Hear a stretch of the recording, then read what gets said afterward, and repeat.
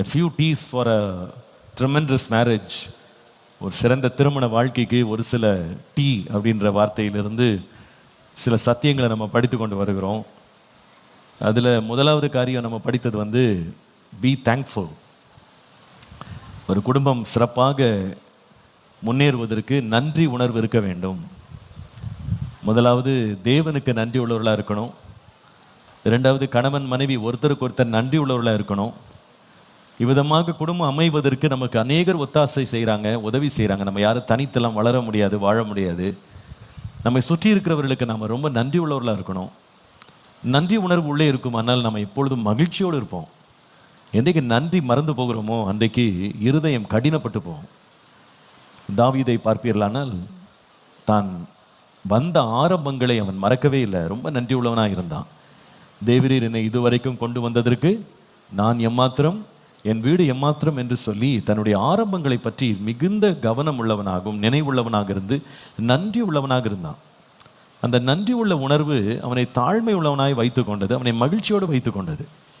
நம்முடைய வாழ்க்கையில் அந்த நன்றியை மட்டும் மறந்துடக்கூடாது. நன்றி அறிதல் உள்ளவர்களாய் இருங்கள் என்று வேதம் சொல்லுங்கள். அப்படி நம்ம குடும்பம் வந்து ஒரு வெற்றியோடு வாழ்கிறதுக்கு இந்த நன்றி உணர்வு ரொம்ப அவசியம். ஒரு கணவன் தன் மனைவிட்ட ரொம்ப நன்றி உள்ளவனாக இருக்கணும், மனைவியும் கணவனுக்கு ரொம்ப நன்றி உள்ளவங்களாக இருக்கணும், பிள்ளைகள் பெற்றோருக்கு நன்றி உள்ளவர்களாக இருக்கணும். இந்த நன்றி அறிதலுடைய ஒரு சூழலில் நம்ம வளருவோமானா குடும்பத்தில் பெரும்பாலான பிரச்சனைகளை நம்ம வந்து தவிர்க்க முடியும். நிறைய வாக்குவாதங்களை நம்ம அவாய்ட் பண்ணிவிடுவோம், நிறைய பிரச்சனைகளை பெருசுப்படுத்த மாட்டோம். Because we are very thankful. நன்றி உள்ள ஒரு சூழலில் அதிகமாக நம்ம டிமாண்ட்ஸ் வைக்க மாட்டோம். எதிர்பார்ப்புகள், மற்றவங்களை கட்டாயப்படுத்துறதுலாம் இருக்காது.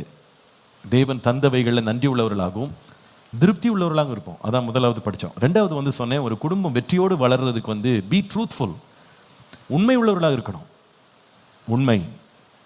உண்மை உள்ள மனுஷன்தான் பரிபூர்ண ஆசீர்வாதங்களை பெறுவான். தேசத்தில் உண்மை உள்ளவர்கள் அற்று போகிறார்கள் என்று வாசிக்கிறோம். இந்த நாட்களில் தேவனுடைய பிள்ளைகள் குடும்பமாக உண்மையாக இருக்கிறதுக்கு ரொம்ப விரும்பணும்.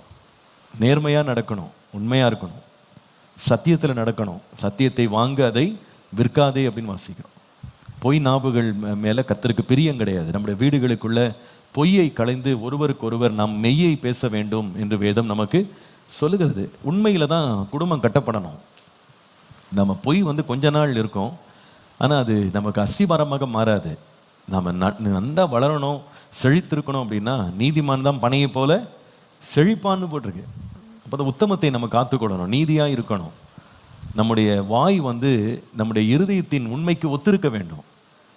ஆண்டவரே, என் வாயின் வார்த்தைகளின் இருதயத்தின் தியானமும் உடைய சமூகத்தில் எப்படி இருக்கணும்? பிரியமாக இருக்கணும். குடும்பத்துக்குள்ள பொய் மட்டும் நம்ம அனுபவிச்சிட்டோம் அப்படின்னா அந்த குடும்பத்தை நிலைநிறுத்துறது ரொம்ப ரொம்ப கஷ்டமான ஒரு காரியமான. பொய் வேண்டாம். பொய் நாவை கர்த்தர் வந்து வெறுக்கிறார். தேவன் வெறுக்கிற காரியங்கள் அது ஒன்று. உண்மையாக இருக்கணும். வார்த்தையில் உண்மை, கொடுக்கல் வாங்கலில் உண்மை, போக்குவரத்தில் உண்மை. இந்த உண்மையாக நம்ம குடும்பத்தை நடத்தணும் அப்படின்னு நம்ம ஒரு உறுதியாக தீர்மானம் எடுக்கும்போது கர்த்தரும் அதை ஆசீர்வதிக்கிறார். நேர்மையாக நடக்கணும். அது ரெண்டாவது. மூன்றாவது என்ன கவனிச்சோன்னா சகிப்பு. அதை தான் கொலோசியர் 3:13 வாசித்தோம். ஒருவரை ஒருவர் தாங்கி, ஒருவர் பேரில் ஒருவருக்கு குறைபாடு உண்டானால் கிறிஸ்து உங்களுக்கு மன்னித்தது போல ஒருவருக்கொருவர் மன்னியுங்கள்.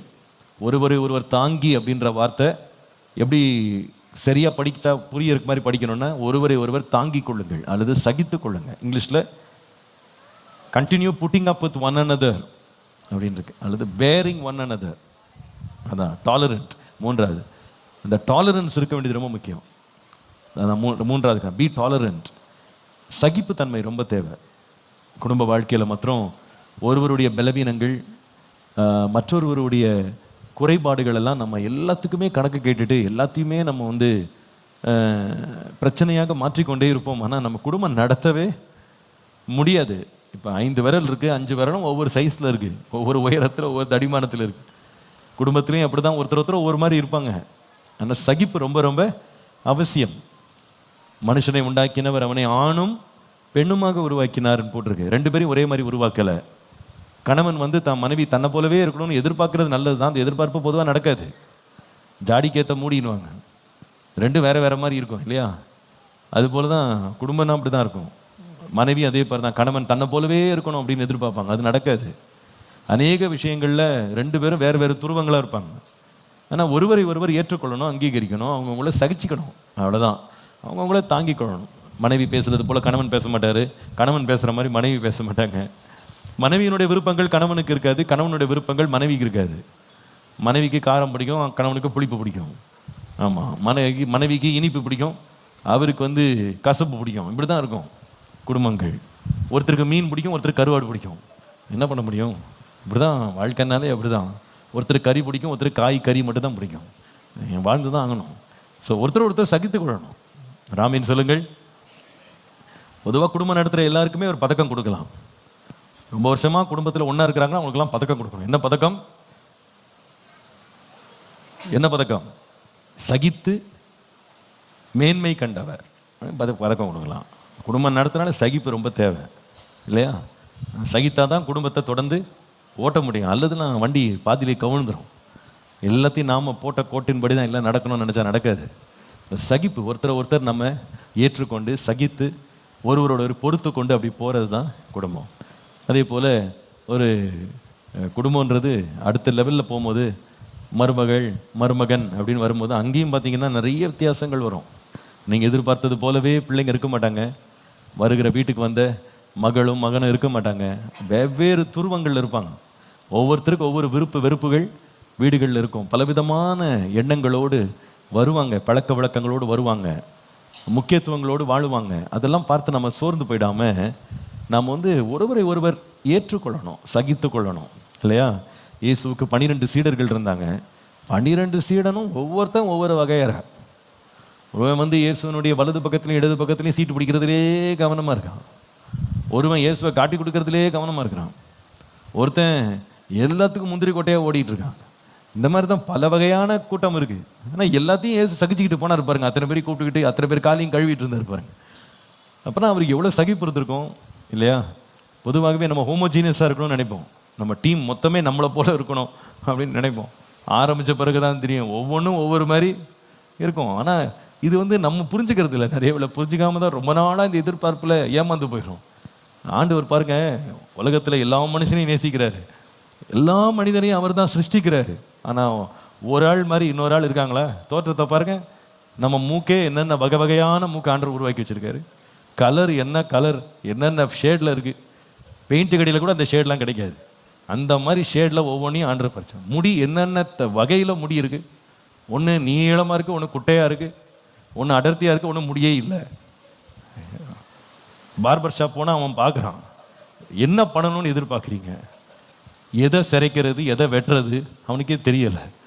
ஆனால் போய் உட்காந்துருக்கோம், என்ன பண்ண அவனும் பாருங்க என்ன சந்தோஷமாக வரவேற்கிறான் பாருங்க. இப்போ என்னெல்லாம் போனீங்கன்னா அவனுக்குலாம் வேலையே கிடையாது, ரொம்ப கம்மி தான் அவனுக்கு வேலை. ஆனால் அவ்வளோ சந்தோஷமாக வரவேற்கிறான். வாங்க சார், போன வாரம் கூட போயிருந்தேன். அப்போ அவன் எப்படி வரவேற்கிறான் சார், ரொம்ப நாளாக காணோன்றான். அவனுக்கு என்ன ஒரு வரவேற்பு பாருங்க. என் மனசில் யோசிச்சுக்கிட்டேன், ரொம்ப நாளாக வளர்ந்தாதானே வர முடியும், வளர்ந்த பிறகு தான் வர முடியும். நீ வேறு ரொம்ப நாளாக காணோம், வாரமாக வர முடியும். நாங்களே மாதக்கணக்கில் காத்திருந்தான் வர்றோம். ஆனால் அவன் எவ்வளோ சந்தோஷமாக வரவேற்கிறான் பாருங்க. அவன் நம்மளை பார்த்து கடிஞ்சிக்கிறது இல்லை, வெட்டுறது எதை வெட்டுறதுன்னு தெரியல அவனுக்கு. ஆனாலும் சந்தோஷமாக வரவேற்கிறான். அந்த மாதிரி சகிப்பெல்லாம் நம்ம வளர்த்துக்கணும். ஒவ்வொருத்தர் ஆண்டு ஒவ்வொரு வகையை என்ன பண்ணுறாரு, ஒருத்தர் உயரமாக இருக்காங்க, ஒருத்தர் குள்ளமாக இருக்கிறாங்க இல்லையா? ஒவ்வொருத்தரும் ஒவ்வொரு மாதிரி. ஆண்டவரே அப்படி தான் படைச்சு வச்சிருக்காரு. எல்லாரையும் ஒரே மாதிரி உண்டாக்கியிருக்கலாம். டாய் ஃபேக்டரி மாதிரி ஒன்றா ஒரு டையை வச்சு அத்தனை பேரையும் ஒன்றா வெளியே விட்டுருக்கலாம். ஆனால் விடலையே. ஒவ்வொருத்தரும் என்னென்ன வகையில் உருவாக்கி வச்சிருக்கிறாரு. அந்த வகையும் பார்த்தீங்கன்னா இருக்கிற மாதிரியே அடுத்த மாதம் இருக்க மாட்டேங்குது. உண்மை தானே? இந்த வருஷம் குண்டா இருக்கிறாள், அடுத்த வருஷம் ஒல்லி ஆயிடுது. இந்த வருஷம் ஒல்லியாக இருக்கிறாள், அடுத்த வருஷம் அடையாளம் கண்டுபிடிக்க முடியல. இப்படி தான் இருக்குது, மாறி போகுது இல்லையா? 10 வருஷத்துக்கு முன்னாடி இருக்க ஃபோட்டோவை பார்க்குறவனுக்கே அரண்டு போகிறான், நம்மளா இது அப்படின்னு. அவ்வளோ மாற்றங்கள் உருவாகுது. ஆண்டவர் மாற்றிக்கொண்டே இருக்கிறார், எவ்வளோ மாற்றங்கள் நமக்குள்ளே உண்டாக்குறாரு இல்லையா? இதெல்லாம் ஆண்டவருடைய செய்கை. இதை ஆண்டவர் எப்படி ஏற்றுக்கொள்கிறார் பாருங்க. பல வகைகளில் நம்முடைய வாழ்க்கையிலையும் குடும்பத்திலையும் இப்படி தான். எல்லாருமே ஒரே மாதிரி இருக்க மாட்டாங்க, வித்தியாசமாக இருப்பாங்க. நம்முடைய சரீர உறுப்புகளை பற்றி அப்போஸ்தலனாகிய பவுல் பேசும்போது சொல்கிறாரு, ஒவ்வொரு உறுப்பு ஒவ்வொரு விதமாக இருக்குது. அதுக்கு ஒவ்வொன்றுக்கும் ஒவ்வொரு பலன், ஒவ்வொன்றுக்கும் ஒரு பலவீனம், ஒவ்வொன்றுக்கும் ஒவ்வொரு செய்கை, ஒவ்வொன்றால் ஒன்று செய்ய முடியும், சாதிக்க முடியும், இன்னொன்று ஒன்றுமே செய்ய முடியாது. இப்படிப்பட்ட நிலைமையில் சரீரத்தின் ஒவ்வொரு உறுப்பையும் ஆண்டவர் ஒவ்வொரு டிஃப்ரெண்ட் ஃபங்க்ஷனுக்காகவே ஆண்டவர் உருவாக்கி வச்சிருக்கிறார். கண்ணுடைய வேலையை காது செய்ய முடியாது, காது வேலையோ வாய் செய்ய முடியாது, வாய் செய்கிற வேலையை கை செய்ய முடியாது, கை செய்கிற வேலையை கால் செய்ய முடியாது. இப்படி சரீரத்தின் அத்தனை உறுப்புகளும் ஒவ்வொரு வித்தியாசமான நிலைகளில் உருவாக்கப்பட்டிருக்கு. வெளியில இருக்க உறுப்புகள் மாத்திரமல்ல, உள்ள இருக்கிற அத்தனை உறுப்புகளை பாருங்க. எத்தனை நூற்றுக்கணக்கான ஆயிரக்கணக்கான உறுப்புகள் இருக்கிறது. ஒவ்வொன்றும் ஒவ்வொரு வித்தியாசமா இருக்கு இல்லையா? நரம்புகள் வித்தியாசமா இருக்கு, இருதயம் வித்தியாசமா இருக்கு, கிட்னி வித்தியாசமா இருக்கு, வயிறு வித்தியாசமா இருக்கு, கணையம் வித்தியாசமா இருக்கு, எல்லாமே. ஆனா எல்லாத்தையும் ஒரே சரீரத்தை இணைச்சு வச்சிருக்கிறாரு. அப்போ அது ஒண்ணா ஃபங்க்ஷன் ஆகுது இல்லையா? ஒன்றை இன்னொன்று என்ன பண்ணுதுன்னா உதவி செய்யறது, தாங்குது. இப்போ தலை வலிக்குதுன்னா கை ஆட்டோமேட்டிக்காக என்ன பண்ணுது? தலையை பிடிக்க போகுது இல்லையா? கால் வலிக்குதுன்னா கை உடனே போய் காலை அமுத்தி விடுது. முட்டியில் கொசு கடிச்சா கை உடனே போய் என்ன பண்ணுது? இங்கேயும் கடிச்சா அப்படின்னு வந்து உடனே கையை நீட்டிட்டு வருது இல்லையா? அப்படி ஒன்றுக்கு ஒன்று உதவி செய்யுது. வித்தியாசமாக இருந்தாலும் அது ஒவ்வொன்றும் ஏற்றுக்கொள்ளுது, சகித்துக்கொள்ளுது. நாமளும் அப்படிதான். ஒரு குடும்பம்னு வந்த பிறகு ஒருத்தர் சகிக்கிறது ரொம்ப முக்கியம். அந்த சகிப்பை பற்றி நம்ம நிறைய பேசணும். அதில் முதலாவது என்ன கவனித்தோம்னா, you have to learn the differences. ரெண்டு பேரும் ஒருத்தர் போல இல்லை, நம்ம வித்தியாசமாக இருக்கிறோன்றது முதல்ல கற்றுக்கொள்ளணும்.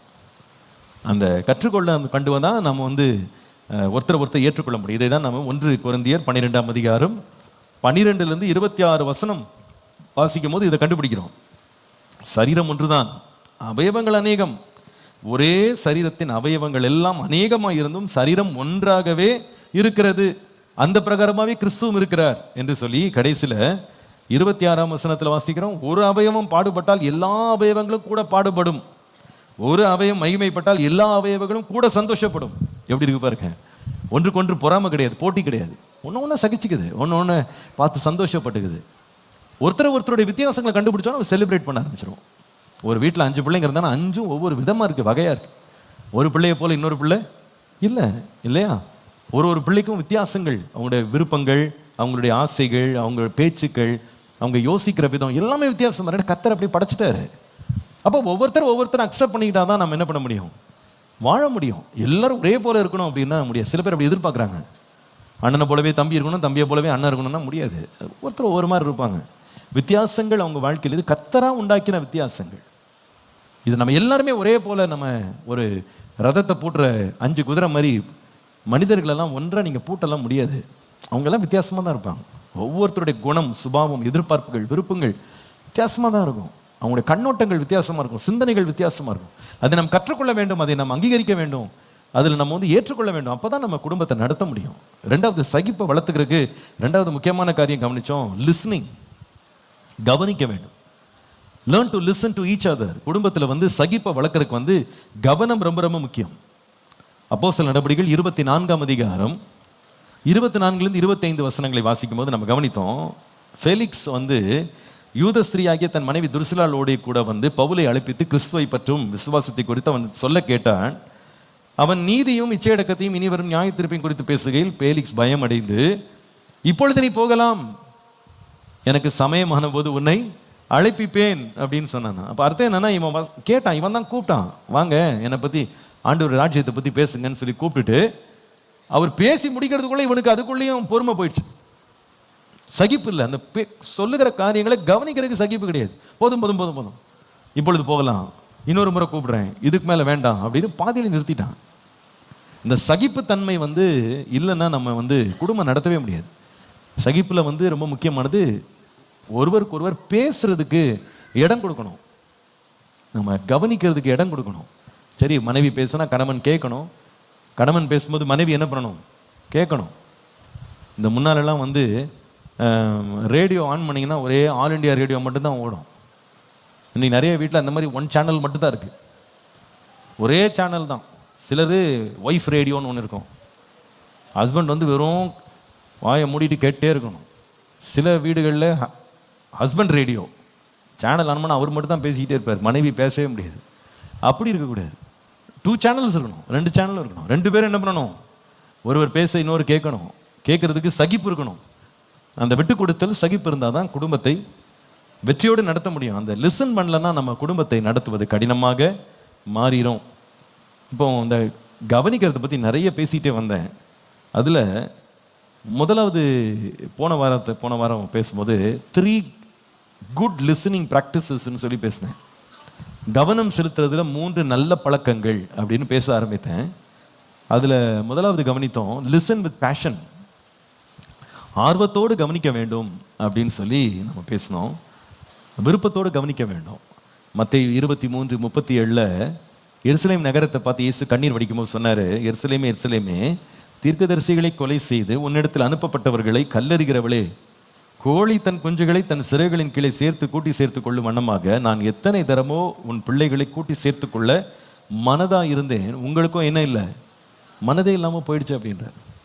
ஆண்டவர் பேசிட்டு தான் இருந்தார், ஆனால் கேட்கறதுக்கு எருசலேமுக்கு என்ன இல்லை, மனம் இல்லை.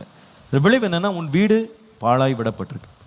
இப்போ வீடு பாழா போனதுக்கு காரணம் என்னன்னா, ஆண்டவர் பேசாதனால இல்லை, பேசினாலும் கேட்கறதுக்கு மனம் இல்லாத ஒரு நகரமாக எருசலேம் இருந்தது. நம்ம இருதயத்தில் மனம் இருக்கணும், கொஞ்சம் விருப்பம் இருக்கணும், கேட்கறதுக்கு விருப்பம் இருக்கணும், அந்த விருப்பத்தை வளர்த்து கொள்ளணும். நாம் பேசுகிறத மற்றவங்க கேட்கறதுக்கு எவ்வளோ விருப்பம் நமக்கு இருக்கோ, மற்றவங்க பேசுகிறதையும் கேட்கறதுக்கு ஒரு விருப்பம் நமக்கு வர வேண்டும். இன்றைக்கி நிறைய பேர் தாங்க பேசுகிறத பேசி முடிச்சு மற்றவங்க பேசும்போதே இவங்க எழுந்து போயிடுவாங்க, நீ பேசிக்கிட்டு இரு தனியான்னு. அது எப்படி குடும்பம் நடத்த முடியும்? அப்படி பேச முடியாது. நாம் பேசுகிறத போது மற்றவங்க கேட்குறாங்க அப்படின்னா, மற்றவங்க பேசும்போது நாம் என்ன பண்ணணும், இருந்து கேட்கணும். சில பேர் இவங்களே பேசி முடிச்சுட்டு, இவங்களே முடிவுரை நடுவில் எல்லாத்தையும் பேசி முடிச்சுட்டு இவங்களே எழுந்து வெளியே போயிடுவாங்க. வர்றவங்களும் என்ன பண்ணணும்னு தெரியாமல் பேச ஆரம்பித்தா போதும் நான் நாளைக்கு பார்க்கலாம், ஃபேலிக்ஸ் மாதிரி தான், இன்னொரு சமயம் பார்க்கலாம், அந்த சமயம் என்றைக்குமே வராது. அப்படி இருக்கக்கூடாது. நம்ம விருப்பம் உள்ளவர்களாக இருக்கணும். சரி, நம்முடைய கருத்தை நம்ம சொன்னோம், மனைவி அவங்க கருத்தை சொல்லட்டும், நம்ம கருத்தை சொன்னோம், கணவன் தன்னுடைய கருத்தை சொல்லட்டும், அவங்க என்ன சொல்கிறாங்கன்னு கேட்கலாம் அப்படின்ற ஒரு மனோபாவம் இருக்க வேண்டியது மிக மிக அவசியம். ரெண்டாவது, கடந்த வாரம் பேசும்போது சொன்னேன், லிசன் வித் பேஷன்ஸ், பொறுமையுடன் கவனிக்க வேண்டும் அப்படின்னு கவனிச்சோம். பேஷண்டாக கவனிக்கணும், அவசரப்படக்கூடாது. 131 சங்கீதம் 1-2 வசனங்களை வாசிக்கும் போது, கர்த்தாவே என் இருதயம் இருமாப்புள்ளது அல்ல, என் கண்கள் மேட்டிமை உள்ளவைகளும் அல்ல, பெரிய காரியங்களிலும் எனக்கு மிஞ்சின கருமங்களிலும் நான் தலையிடுகிறதும் இல்லை.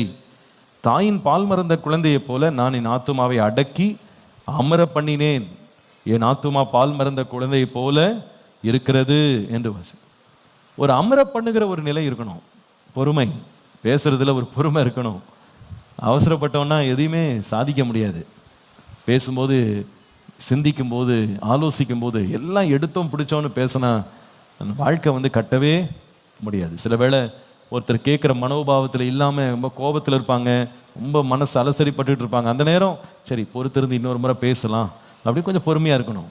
அல்லது சரி அவங்க பேசுகிற வரைக்கும், அவங்க முடிக்கிற வரைக்கும் கொஞ்சம் அவதியாக இருப்போம் அப்படின்னு சொல்லி நமக்கு சில வேளையில் இந்த டிவிலெலாம் ஒருத்தர் அந்த டிஸ்கஷன்ஸ் தான் நடக்கும்போது சில பேர் ஒருத்தர் பேசிகிட்டு இருக்கும்போது நடுவில் குறுக்கிடுவாங்க. அப்போ அவங்க சொல்கிறத கேட்டிருக்கேன், ஏங்க எவ்வளோ நேரம் நீங்கள் பேசும்போது நான் அமைதியாக தான் இருந்தேன், நான் பேசும்போது நீங்கள் கொஞ்சம் அமைதியாக இருங்க, நடுவில் குறுக்கிட்டே வரீங்க, கொஞ்சம் அமைதியாக இருங்க அப்படின்வாங்க.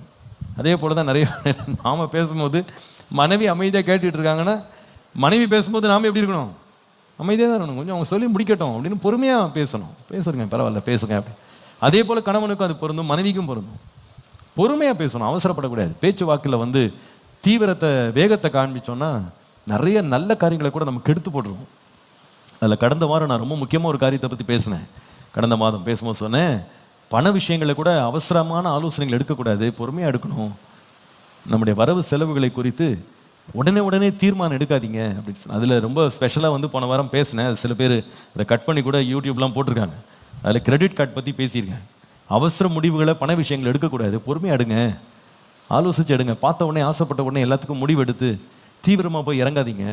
பின்பு ஆகும் செலவை கணக்கு பார்க்காம போய் இறங்கிட்டு பின்பு வேதனைக்குள்ளாகாதீங்க, பொறுமையாக இருங்க. ஒருவருடைய தேவைகள் வரும்போது பொறுமையாக கையாளுங்க. அவசரப்பட்டால் நம்ம எல்லாவற்றிலையும் நம்ம பெரிய இழப்பை நாம் சந்திப்போம். யாக்கோபு 1:19 வாசிக்கும் போது, ஆகையால் என் பிரியமான சகோதரரே, யாவரும் கேட்கிறதற்கு தீவிரமாயும் பேசுகிறதற்கு பொறுமையாயும் கோபிக்கிறதற்கு தாமதமாயும் இருக்க கடவன் அப்படின்னு போட்டு, பேசுகிறதற்கு எப்படி இருக்கணும், பொறுமையாக இருக்கணும், கேட்கிறதற்கு தீவிரமாக இருக்கணும், வேகமாக, அதாவது கேட்குறதுக்கு விருப்பம் உள்ளவங்களாக இருக்கணும், பேசுகிறதுல பொறுமையாக இருக்கணும், கோபிக்கிறதுக்கு தாமதமாக இருக்கணும். அப்படி இருப்போம். ஆனால் நம்முடைய குடும்ப வாழ்க்கையில் பொறுமை வளர்த்து கொண்டு முடிவிலே குடும்பத்தை கட்டி எழுப்பவே மிக மிக வசதியாக இருக்கும், பிரயோஜனமாக இருக்கும். மூன்றாவது, இன்றைக்கு கேட்கிறத பற்றி ஒரு காரியத்தை பேசி நான் ஜெபிக்க விரும்புகிறேன். 2 கொரிந்தியர் 10ஆம் அதிகாரம் 3 முதல் 5ஆம் வசனத்தை பாருங்க. நாங்கள் மாம்சத்தில் நடக்கிறவர்களாக இருந்தும் மாம்சத்தின்படி போர் செய்கிறவர்கள் அல்ல. எங்களுடைய போராயுதங்கள் மாம்சத்திற்கு ஏற்றவைகளாக இராமல் அரண்களை நிர்மூலமாக்குகிறதற்கு தேவ பலம் உள்ளவைகளாக இருக்கிறது.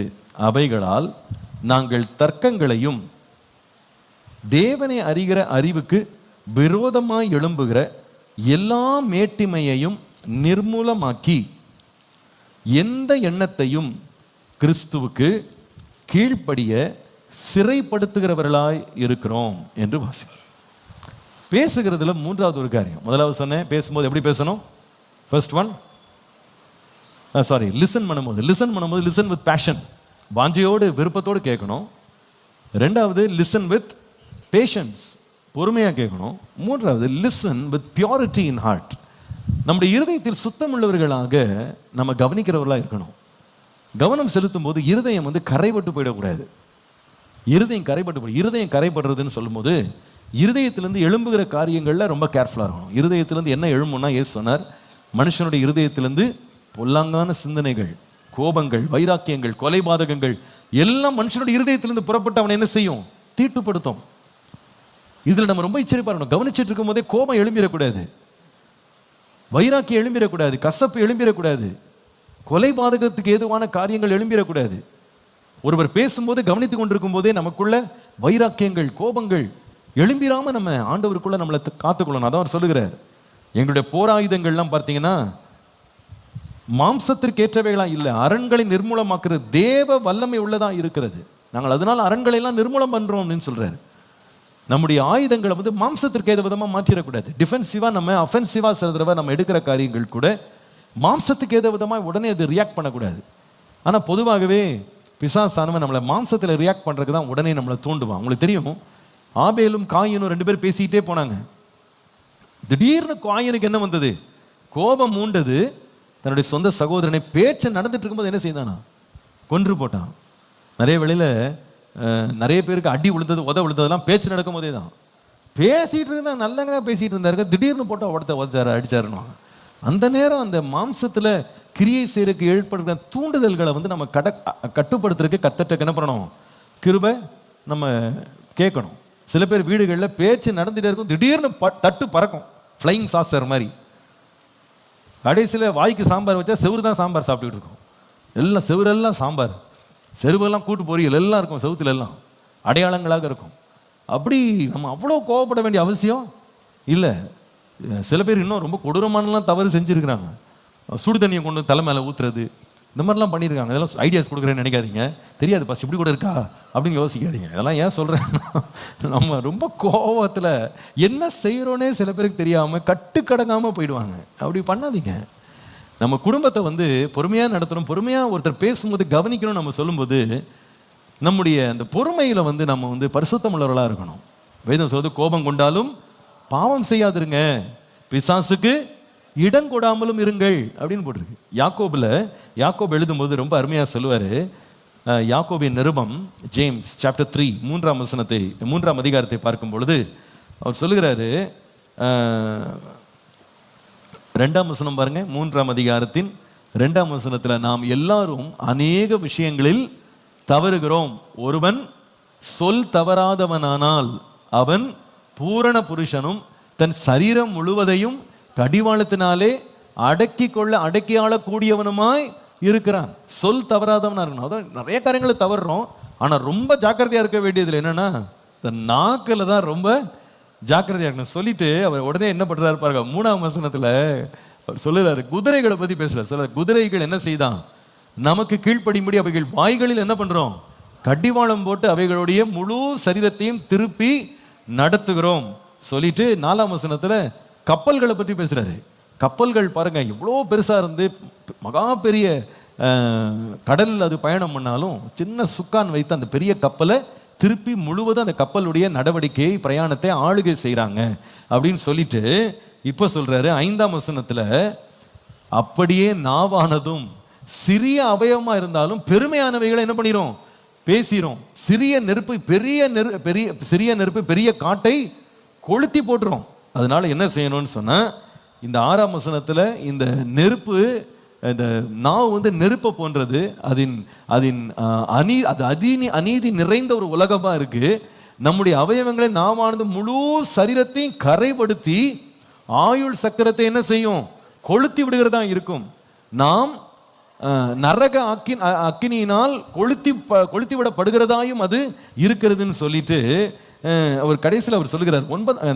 9ஆம் வசனத்தை பாருங்களேன். அதுல சொல்லுகிறாரு, எப்படி இது முடியுது? ஒரே நாவினால நம்ம பிதாவாகிய தேவனை துதிக்கிறோம், தேவனுடைய சாயலில் உண்டாக்கப்பட்ட மனுஷரே அதனாலே என்ன பண்றோம் சொல்லிட்டு சொல்ல. இது எப்படி இது சரியா? இது இந்த நாவை வச்சு நீங்க தேவனையும் துதிக்கிறீங்க, பாட்டு பாடுறீங்க, ஆராதிக்கிறீங்க.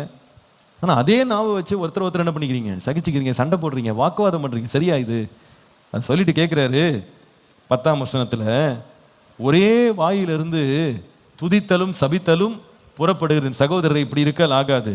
11ஆம் வசனத்துல, ஒரே ஊற்று கண்ணிலிருந்து தித்திப்பும் கசப்புமான தண்ணீர் சுரக்குமோ? வருமா? ஒரே ஊற்றுல இருந்து 2 தண்ணி வருமா? வராதுல்ல. நம்முடைய நாவிலையும் அப்படி வரக்கூடாது. நம்ம பேசும்போது கர்த்தரை துதிக்கிற அந்த நாவினால் என்ன செய்யக்கூடாது? சபிக்கக்கூடாது. இது நாம் எடுக்க வேண்டிய ஒரு தீர்மானம். லிசன் பண்ணும்போது அந்த லிசனிங் டைம்லேயே, கவனிக்கிற நேரத்திலேயே நாம் கோபத்தினால் நம்முடைய சரீரத்தை கரைப்படுத்தி விடாதபடி கர்த்தர் நமக்கு கிருபை தரணும். நம்ம ஜெபிக்கணும். கோபத்தினால கரைப்பற்றக்கூடாது. நிறைய வேளை கோபம் நம்மளை ரொம்ப கரைப்படுத்திடும். ஆனால் நம்ம ரொம்ப எச்சரிப்பாகவும் ஜாக்கிரதையாகவும் இருக்க வேண்டும். நம்ம கவனிச்சுட்டு இருக்கும் போதே ஆவியானவர் நமக்கு நல்ல பொறுமையும் நமக்கு சகிப்பையும் கொடுக்கணும். நம்ம அதிகமாக ஜெபிக்கணும். கொஞ்சம் மனம் பதறிட்டோன்னா நம்ம என்ன பேசுகிறோன்னு நமக்கே தெரியாது.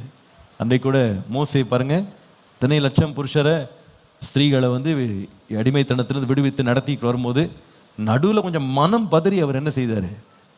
பேசி போட்டு அடித்த அடியில் தண்ணி வந்தாலும் வாக்குத்தத்தம் பண்ணப்பட்ட பூமிக்குள்ளே நீ போக மாட்டாய், ஜனங்களுக்குள்ளே நீ என்னை கனவீனப்படுத்திட்டாயின்னு ஆண்டவர் சொன்னார். அந்த ஒரு நிமிஷம் தான், அந்த ஒன் மினிட் ஆஃப் மேட்னஸ் சொல்லுவாங்க. அந்த ஒரு நிமிஷம் நமக்குள்ளே ஏறுற அந்த பித்து நம்மளை ஒரு மாதிரி பண்ணிடும். என்ன செய்கிறோன்னே தெரியாமல் பேசிடுவோம். நம்ம உடனே ரெஸ்பாண்ட் பண்ணிவிடுவோம். ஆண்டவத்தை கிருபை கேட்கணும். ஒவ்வொரு நாள் லிசன் பண்ணும்போது கோபம் எனக்குள்ளே பற்றி எரியாதபடி என்னை தயவுசெய்து பார்த்துக்கிடுங்க ஆண்டவரே, என்னை பாதுகாத்து கொள்ளுங்கன்னு சொல்லி கர்த்தர்ட்ட கிருபை நாம் கேட்க வேண்டியது ரொம்ப அவசியம். நம்ம ஒரே நாவினால் துதிச்சிட்டோம் சபிச்சிட்டும் இருக்கிற பழக்கங்களை நம்ம விட்டு ஒழிய வேண்டும். நம்ம வீட்டிலலாம் பார்த்தீங்கன்னா ஒவ்வொன்றுக்கு ஒரு பாத்திரம் வச்சுருப்போம். சில பாத்திரங்கள் பால் காய்க்கிறதுக்கு மட்டும் வச்சுருப்போம். அந்த பாத்திரத்தில் என்ன பண்ண மாட்டோம்? அரிசியை உலைய வைக்க மாட்டோம் இல்லையா? அது பாலுக்குன்னு வச்சுருப்போம். அதில் வேறு ஏதாவது பொருளை நம்ம சமைச்சிட்டு செஞ்சுட்டு கொண்டு போய் அதில் பாலை ஊற்றி காய வச்சோன்னா என்ன ஆகிடும்? பால் கெட்டு போயிடும், தெரிஞ்சு போயிடும் இல்லையா? அப்புறம் சொல்லுவோம், இதுக்குன்னே வச்சுருக்கேன் நான், அதை நான் வேறு எதுக்கும் நான் பயன்படுத்த மாட்டேன். தோசைக்குன்னு ஒரு பேன் வச்சுருப்போம் இல்லையா? அது அந்த தோசைக்குன்னு வச்ச அந்த கல்லில் தோசை மட்டும் தான் ஊற்றணும். அதில் போய் அரிசியை வறுத்துக்கிட்டு இருந்தீங்கன்னா முடிஞ்சு போச்சு கதை. அதுக்கு அடுத்த நாள் தோசை டிசைனாக வரும் இல்லையா? ஒட்டாது அதில். அப்போ அதுக்குன்னு தனித்தனியாக வச்சுருக்கோம். இதுக்கு பயன்படுத்துகிறத இன்னொன்றுக்கு பயன்படுத்துவோம். அதே போல் கர்த்தர் நம்ம கொடுத்த நாவிலையும் கர்த்தரை துதிக்கிறோமா? நம்ம வாய் எப்பொழுதுமே பரிசுத்தமாக இருக்கணும்னு காத்துக்கொள்கிற கர்த்தர்ட்ட கிருபை கேட்கணும். ஆண்டவரே, நான் கவனிச்சுட்டே இருக்கும்போது எனக்குள்ள கோபம் எழும்பிடாதபடி என்னை பாதுகாத்து கொள்ளும். நிறைய பேர் ஆரம்பத்தில் நல்லா தான் கவனிப்பாங்க. திடீர்னு என்ன ஆயிரும்?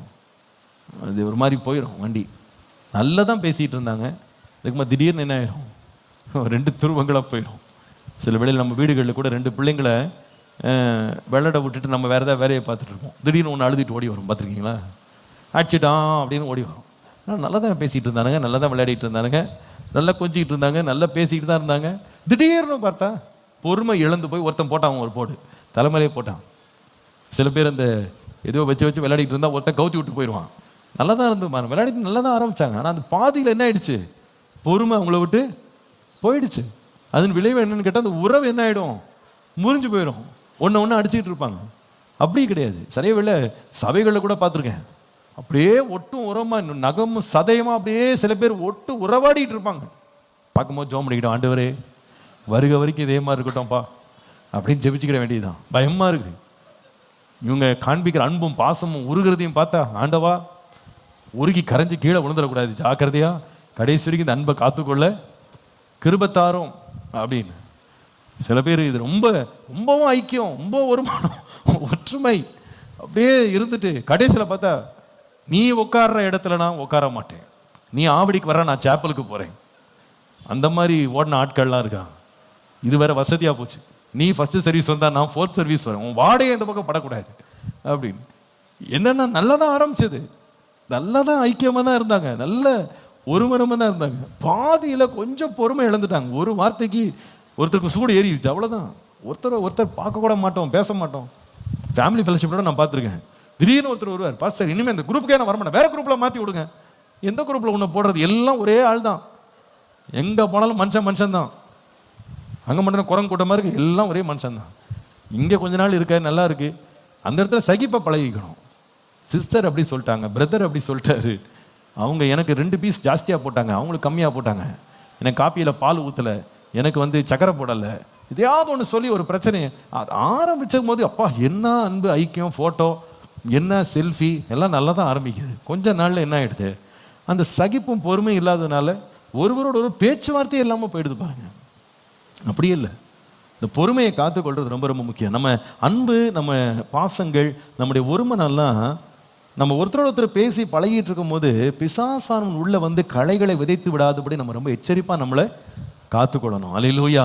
நான் எப்பவுமே இந்த திருமணத்துக்கு முன்னால் நான் பொதுவாக இப்போ பிள்ளைங்கிட்ட சொல்கிறது, நீங்கள் ஒருத்தரோட ஒருத்தர் பேசுங்க, ஒருத்தர் புரிஞ்சு கொள்வது ரொம்ப நல்லது. ஏன்னா முந்தின நாட்கள்லாம் இத்தனை காரியங்கள் இவ்வளோ காம்ப்ளிகேட்டடாக லைஃப் இல்லை, அவ்வளோ கிடையாது. இப்போ ரொம்ப காம்ப்ளிகேட் ஆகிடுச்சு, லைஃப் ரொம்ப காம்ப்ளிகேட் ஆகிடுச்சு. முன்னால் கணவன் ஒருத்தர் தான் வேலைக்கு போகிற, மனைவிக்கு கரெக்டான டியூட்டி இருக்கும்.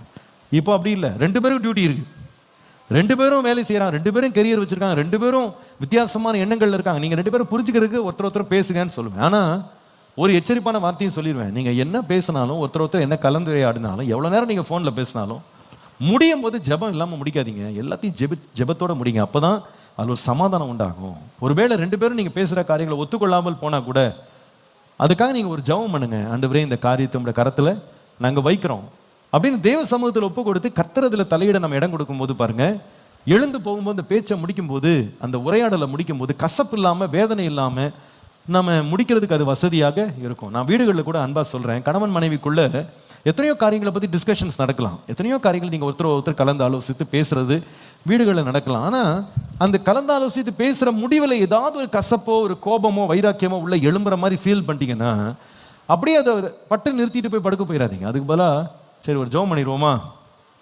அப்படின்னு தேவனுடைய இரக்கத்தை கேளுங்க. அந்த இடத்துல பிலிப்பியர் 4ஆம் அதிகாரம் 6-7 வசனங்கள் சொன்னீங்க. ஒன்று கவலைப்படாதீங்க, எல்லாவற்றை குறித்தும் உங்கள் விண்ணப்பங்களை ஸ்தோத்திரத்தோடு கூடிய ஜெபத்தினாலும் வேண்டுதலினாலும் தேவனுக்கு தெரியப்படுத்துங்க. அப்பொழுது எல்லா புத்திக்கும் மேலான தேவ சமாதானம் உங்கள் இருதயங்களையும் சிந்தனைகளையும் கிறிஸ்து இயேசுக்குள்ளாக என்ன செய்யும், காத்துக்கொள்ளும். அப்போ நம்முடைய மனத்தாங்கல்கள், நம்முடைய ஒவ்வாமைகள், நம்முடைய எண்ணங்களில் மாற்று கருத்துக்கள்லாம் வரும்போது அதை கர்த்தர்ட்ட ஒப்பு கொடுக்கும்போது சமாதானத்தின் தேவன் என்ன செய்வார்னா நம்மை முற்றிலும் பரிசுத்தப்படுத்துவார். அல்லேலூயா. அன்றைக்கி ராத்திரி பேசி முடிச்சுட்டு படுக்கும்போது நம்ம மனசில் கொஞ்சம் லேசாக வருத்தங்கள் இருந்தால் கூட, கொஞ்சம் மனத்தாங்கல்கள் இருந்தால் கூட, முடிஞ்சு போகும்போது எப்படி போவோம்னா, சரி கர்த்தர்ட்ட விட்டு கொடுத்துட்டோம், கர்த்தர் பார்த்து கொள்வார், அவருடைய சமாதானம் அதில் ஆளுகை செய்யும். அடுத்த நாள் நம்ம ஒருத்தர் சந்திக்கும் போது விரோதிகளாக, பகைஞராக அல்ல, நண்பர்களாக பார்ப்போம். நான் நேற்றுக்கு முடிஞ்சு போச்சு, விடுங்க பரவாயில்ல, ஒரு ஜெபத்தோடு முடிச்சு பாருங்களேன். இது வரைக்கும் நீங்கள் அதை ட்ரை பண்ணி பாருங்கள். ரொம்ப சூடாகிடுச்சு கான்வர்சேஷன், ரொம்ப வேதனையாக, ரொம்ப பிரச்சனையாக, போராட்டமாக கான்வர்சேஷன் முடிஞ்சிருச்சு அப்படின்னா அது முடியும் போது ஒரு ஜெபம் பண்ணி முடிச்சிடலாமா? உங்களுக்காக நான் ஜெபம் பண்ணுறேன், எனக்காக நீங்கள் ஜெபம் பண்ணுங்கன்னு ஒரு ஜெபம் பண்ணி முடிச்சு பாருங்கள். அந்த கான்வர்சேஷன் முடிவில் என்னதான் நம்ம கசப்புகள், என்னதான் விரும்பாத காரியங்கள்லாம் மனசில் நின்னா கூட முடியும் போது ஒரு பெரிய சமாதானம் உள்ளத்தில் இருக்கும். கர்த்தர்ட்ட விட்டுட்டேன், கர்த்தர் யுத்தங்களை பார்த்து கொள்வார். அந்த ராத்திரி படுக்கும்போது சமாதானத்தோடு படுக்க முடியும், காலையில் எழும்பும்போது தெளிந்த மனதோடு எழும்ப முடியும். பிசாசுக்கு நம்ம என்ன செய்ய மாட்டோம், இடம் கொடுக்க மாட்டோம். சில பேர் பார்த்தீங்கன்னா பேசி முடிச்சுட்டு லைட்டெல்லாம் ஆஃப் பண்ணிடுவாங்க, ஆனால் கண்ணு விழித்து அப்படியே ஆந்தையை போல இருப்பார், அவுல் மாதிரி அப்படியே முழிச்சிட்டு இருப்பாங்க. அந்த கண்ணை திறந்துட்டு அவங்க அப்பா போடுற எண்ணங்கள் பார்த்தீங்கன்னா அப்பா என்னென்னமோ எண்ணங்கள் வரும். சில பேருக்கு திடீர்னு ஓடிடலான்ற மாதிரி இருக்கும், சில பேர் பக்கத்தில் கொண்டு போடலான் இருக்கும், செய்ய மாட்டாங்க. சொல்கிறேன், ஏன்டா கல்யாணம் பண்ணோம், இதுதான் எங்கள் அப்பா அப்பமே சொன்னார், வேணான்னாரு, தெரியாதனமாக கல்யாணம் பண்ணிட்டேன். என்னென்ன எண்ணங்கள் உள்ள ஓடும் தெரியுமா? என்ன செய்யலாம், நான் எங்கள் அம்மா வீட்டுக்கு போகலாமா, அப்பா வீட்டுக்கு போகலாமா, எங்கே போகலாம், என்ன செய்யலாம், எண்ணங்கள் இஷ்டத்துக்கு ஓட ஆரம்பிச்சிடும். அந்த ராத்திரியே நிறைய பேர் சில தவறான முடிவுகள் என்ன பண்ணுவாங்க, அடுத்த நாள் காலையில் நிறைய பேர் பேசவே மாட்டாங்க. அந்த பேச்சை திரும்ப ஆரம்பிக்கிறதுக்கு 6 மாதம் ஆகும். அதுக்குள்ளே குடும்பமே என்ன ஆகிடும், சின்ன பின்னமாக போயிடும். ஆனால் அதே வேளையில் படுக்கிறதுக்கு முன்னால் 2 பேரும் ஒருமித்து ஜெபித்து பாருங்க, அந்த ராத்திரியை கர்த்தர் பெரிய சமாதானத்தை தருவார். அல்லேலூயா. குழப்பமான சூழ்நிலைகளில் கூட தேவனுடைய ஆறுதலும் சமாதானம் வழிநடத்தல் நம்மை நடத்தும். ஒரு நாள் இரவு யோசேப்பு என்கிற அந்த இயேசுவினுடைய தகப்பன் ரொம்ப கவலையோடு அவன் படுத்திருந்தான். தன் மனைவியை ரகசியமாய் தள்ளிவிடலாம் அப்படின்ற ஒரு எண்ணத்தோடு படுத்திருந்தான். ஆனால் ராத்திரியில தேவதூதன் அவனுக்கு தோன்றி, யோசேப்பே, உன் மனைவியாகிய மரியாளை நீ சேர்த்து கொள்றதுக்கு ஐயப்படாதே, அவளிடத்தில் உண்டாயிருக்கிறது தேவகுமாரனாக இருக்கிறது, பரிசுத்த ஆவியினால் உண்டாயிருக்கிறது. அப்படின்னு சொல்லி கர்த்தருடைய பிரசன்னம் அவன் வாழ்க்கையில, அவனுடைய வார்த்தை, தேவனுடைய வார்த்தை வெளிப்பட்டதுனால பாருங்க, காலையில் எழுந்த உடனே நித்திரை தெளிந்து அவன் எழுந்தபோது தன் மனைவியை தன்னை சேர்த்து கொண்டு, மரியாளை சேர்த்து கொண்டு அவளை தன் மனைவியாக்கி கொண்டான். இவ்வளோ பெரிய பிரச்சனை போராட்டத்தில் கூட சமாதானமாக 2 பேரும் ஒன்றா பயணம் பண்ணாங்க. நம்ம வாழ்க்கையில் தேவ பிரசன்னத்தை நம்ம விரும்பி கேட்டு, நம்முடைய பிரச்சனைகள் போராட்டங்களில் நமக்கு வந்த மனத்தாங்கல்கள், நமக்கு வந்த மன கஷ்டங்களில் பிசாசுக்கு இடம் கொடுத்து நம்முடைய பிரச்சனைகளை நம்ம காம்ப்ளிகேட் பண்ணாமல் இருக்கிறது ரொம்ப முக்கியம். நீங்கள் நிறைய பாருங்க நிறைய சண்டைகள், நிறைய பிரிவினைகள்லாம் நீங்கள் போய் ஆராய்ச்சி பண்ணிப்பேன். நானும் நிறைய பிரச்சனைகள்லாம் கையாளுறேன். அதெல்லாம் நான் உங்களுக்கு கவுன்சிலிங்லாம் உட்காந்து பார்த்தீங்கன்னா தமிழில் சொல்லுவாங்க பாருங்கள், உரிக்க வெங்காயம் தான், ஒன்றுமே கிடையாது. இதுக்கு நம்ம நேரம் 2 மணி நேரம் போயிடும். இதில் உட்காந்துருக்கிறாள் சொல்லுவாங்க, பாஸ்டர் நான் சொல்கிறது கொஞ்சம் கேட்குறீங்களா? சரி சொல்லுமா, உனக்கு என்னம்மா சொல்லணும், நீ சொல்லம்மா. 1 மணி நேரம் கதை ஓடும். இதை முடியும் போது பாதியில் எனக்கே தூக்கம் வந்துடும். இதுதானா, இதுக்கா நீங்கள் இவ்வளோ பேர், இவ்வளோ இதில் வேறு சில பேர் வெளியில் ஒரு 10 பேர் வர உட்காந்துருப்பாங்க அடியாள் மாதிரி. அவங்க மாமா மச்சான் சித்தப்பா எல்லாரையும் கூட்டு பெரிய படையை திரட்டிட்டு வெளியே உட்காந்துருப்பாங்க. இந்த பையனும் அவர் ஒரு 10 பேரை கூட்டு அவர் ஆஃபீஸில் வெளியே உட்காந்து, நான் உள்ள என்ன ஆண்டவரே வெளியே அடித்தடி கலட்டாதான் மண்டை கண்டை உடையாமல் ஆண்டவரே பாதுகாத்து கொள்ளும் அப்படின்னு ஜெபிக்க வேண்டியிருக்கு. இவங்களை விசாரிச்சு என்ன நடந்துச்சுன்னு கேட்டால் ஒன்றுமே இருக்காது, ஒரு விஷயம் இருக்காது.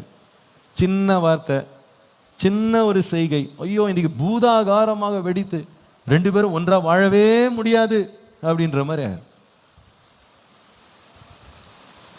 டீ சூடு பண்ணதுல பிரச்சனை, தோசை தீஞ்சு போச்சான் அதுக்கு பிரச்சனை.